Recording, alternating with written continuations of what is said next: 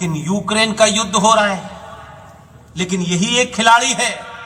पूरी दुनिया रशा पे बैन लगा रही है, ये रशा से तेल खरीद रहा है, इधर तेल खरीद रहा है और उधर जो अंकल सैम उनसे कह रहे हैं हम आपके साथ क्वाड में आपके साथ सीना लड़ा करके खड़े हैं। उनकी समझ में नहीं आ रहा ये कर क्या रहा है, तो दुनिया को लग नहीं रहा कि ये हो क्या रहा है। यूक्रेन का युद्ध है, ये कहां से आए बीच में।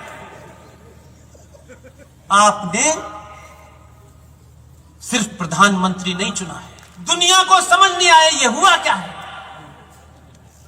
उतनी गीता उसने बांटी है कि पुतिन के पास भी है, बिडेन के पास भी है, सबके पास है और सब गीता पढ़ चुके हैं अपनी भाषा में, इसलिए वो जानते हैं ये कौन है।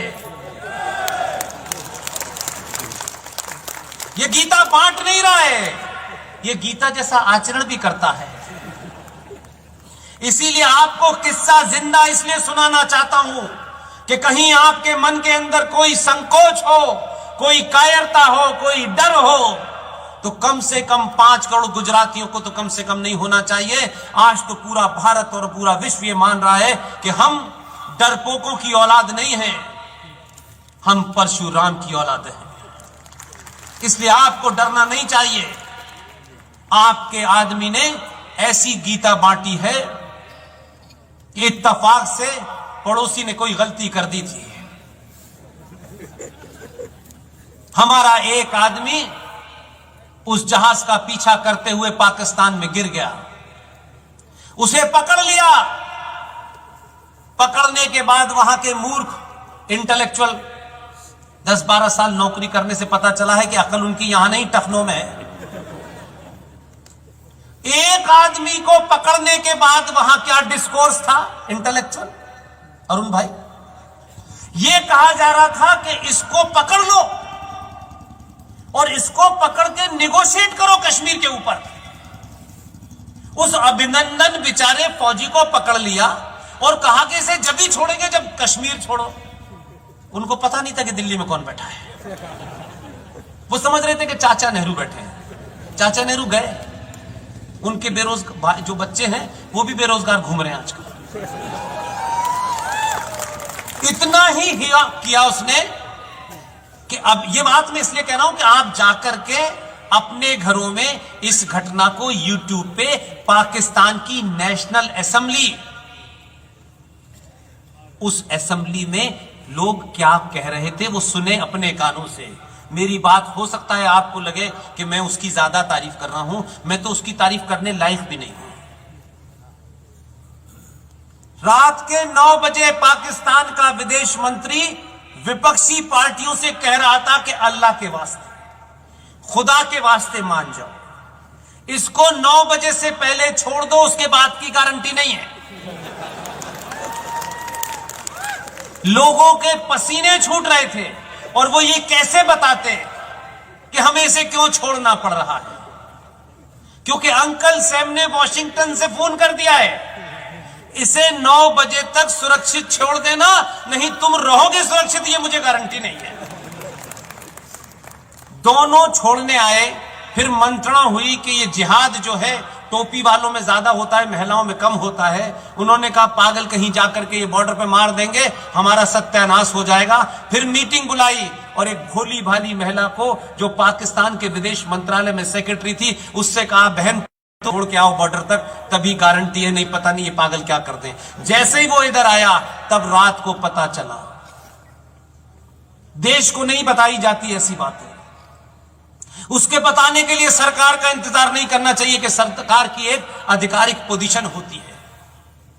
अंकल सैम से लेके देश भर के लोगों ने जिन जिन ने पाकिस्तान को फोन किया उन्होंने करना, यह गलती 2014 से पहले हो सकती थी, अब नहीं करना है। इस आदमी ने कुछ नहीं किया, अंकल सैम को फोन किया अभिनंदन वापस आ जाए तो बेहतर है, मैंने अग्नि मिसाइल को लगा दिया है, इतना ही बताया। ये तो माचिस भी जलाता है तो भी कहता है मैंने अग्नि मिसाइल लगा दी, एक बार कहने से ही लगा, लोगों को लगा दी होगी, इतना ही कहा अभिनंदन आ गया। इसलिए देश को आप ये समझें कि सब कुछ वही है, लेकिन यूक्रेन का युद्ध हो रहा है, लेकिन यही एक खिलाड़ी है। पूरी दुनिया रशा पे बैल लगा रही है, ये रशा से तेल खरीद रहा है। इधर तेल खरीद रहा है और उधर जो अंकल से मैं उनसे कह रहा है हम आपके साथ क्वाड में आपके साथ सीना लड़ा करके खड़े हैं। उनकी समझ में नहीं आ रहा ये कर क्या रहा है। तो दुनिया को लग नहीं रहा कि ये हो क्या रहा है। यूक्रेन का युद्ध है, ये कहां से आए बीच में। आपने सिर्फ प्रधानमंत्री नहीं चुना है, इसलिए अपने निजी स्वार्थों से ऊपर उठ जाइए। आप उठ चुके हैं, लेकिन मुझे मालूम है कि यह आवाज यहां से आसान तम जाएगी इसको लोग जब अपलोड करेंगे तो। इसलिए ऐसे किसी भी रिटोरिक्स में, भावनात्मक भाषणों में तत्कालिक स्वार्थ के लिए गुजरात की सत्ता पर उन्हें मत बिठा दीजिएगा। जो आए थे देश बदलने और अपनी पैंट और कमीज बदल ली उन्होंने। ध्यान रखिएगा, ये क्षणिक गलती आने वाली सदियां आपको माफ नहीं करेंगी। लोग कहेंगे इतने अमीर थे गुजरात के लोग, फिर इस फकीर को क्यों चुना इन्होंने। ये कहां से आया है कबाड़ी। ये किन ताकतों के हाथ में खेल रहा है। कौन लोग हैं ये कि ये बॉर्डर स्टेट के अंदर ही जाके चुनाव लड़ता है। किन लोगों से इसके तार मिले हुए हैं। इसलिए कोई भावेश में आकर के, किसी गुस्से में आकर के, अपने आदमी की किसी बात से नाराजगी हो, उनके द्वारा बैठाए गए यहां बहुत सारे लोगों से नाराजगी हो सकती है, उनके खिलाफ गुस्सा होना चाहिए, बड़े लक्ष्य के खिलाफ गुस्सा नहीं होना चाहिए। मैंने पहले ही कहा 300 से ज्यादा सभाओं में मैं किसी पार्टी का समर्थन नहीं करता हूं, मैं किसी संगठन का समर्थन नहीं करता हूं। लेकिन अगर इन मूर्खों के बीच में से ही इस हालात में कौन सुरक्षित रख सकता है, अगर उसमें आधा इंच भी वो बड़ा है, मैं उसी के साथ खड़ा हूं। मैं सार्वजनिक मंचों से कहता हूं, मेरी टीम में जितने भी लोग हैं सब मुझसे बड़े हैं। जिस दिन भी किसी पार्टी के ऑफिस के बाहर टिकट मांगने के लिए आपके आए, उस दिन मैं मंच पे नजर नहीं आऊंगा। कोई चीज नहीं चाहिए मुझे, ना आरएसएन को चाहिए, ना जीडी को चाहिए, ना सुशील पंडित को चाहिए।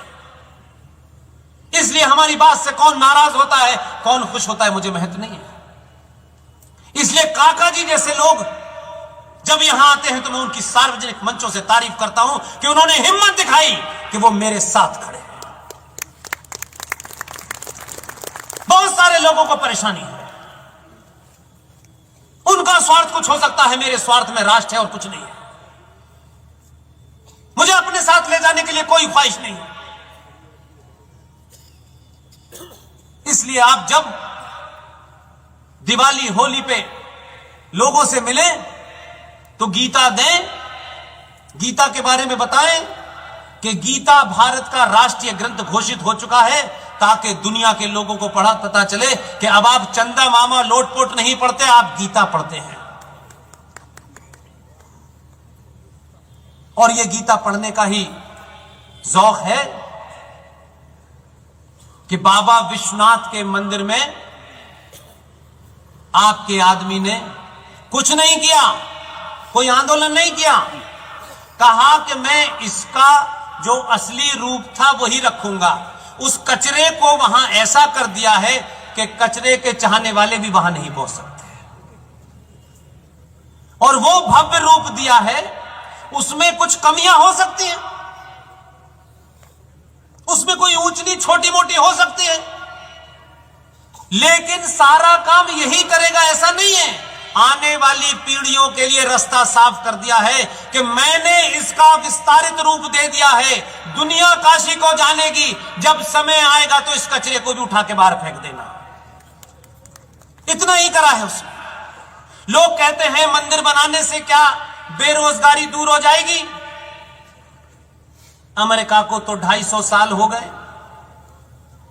अमेरिका तो बहुत एडवांस है, 33 से 34 करोड़ की उनकी आबादी है, तब भी वहां बेरोजगारी है, तब भी सबसे ज्यादा रेप वहां होते हैं, लूटपाट वहां होती है।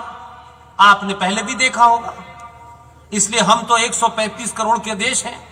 दुर्भाग्य है हमारा कि हम सब लोग अपने स्वार्थों में अपना मकान, अपनी बेटी, अपना घर मैं करने से यह हाल हो गया कि भारत की सुप्रीम कोर्ट का यह कहना है, यह मेरा कहना नहीं है, यह किसी पार्टी का कहना नहीं है, कि भारत में 5.5 करोड़ बांग्लादेशी मुसलमान और म्यांमार के मुसलमान, कुल मिलाकर के दोनों की गिनती 5.5 करोड़ है। जिस देश के अंदर 5.5 करोड़ लोग इलीगल रहते हों,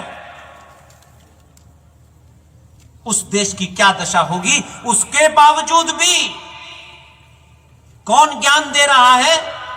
ग्रेट ब्रिटेन। ग्रेट ब्रिटेन की टोटल पॉपुलेशन 6 करोड़ 25 लाख है। देश नहीं संभल रहा है। हमारे यहां इतने तो घुसपैठिए हैं यार, हम उनको भी पाल रहे हैं। हमारे यहां नस्ल हिंसा नहीं हुई, हम तब भी जिंदा हैं।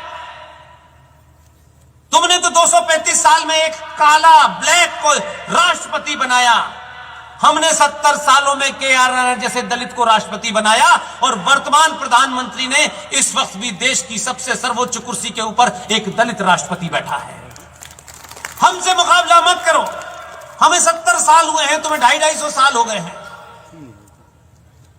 हम ही वो लोग हैं, हम उस संस्कृति के लोग हैं कि भारत के सबसे बड़े राज्य की पहला दलित मुख्यमंत्री को आप ही की पार्टी के लोगों के समर्थन से बनाया गया, और आप ही पे आरोप लगता है कि आप दलित विरोधी हैं।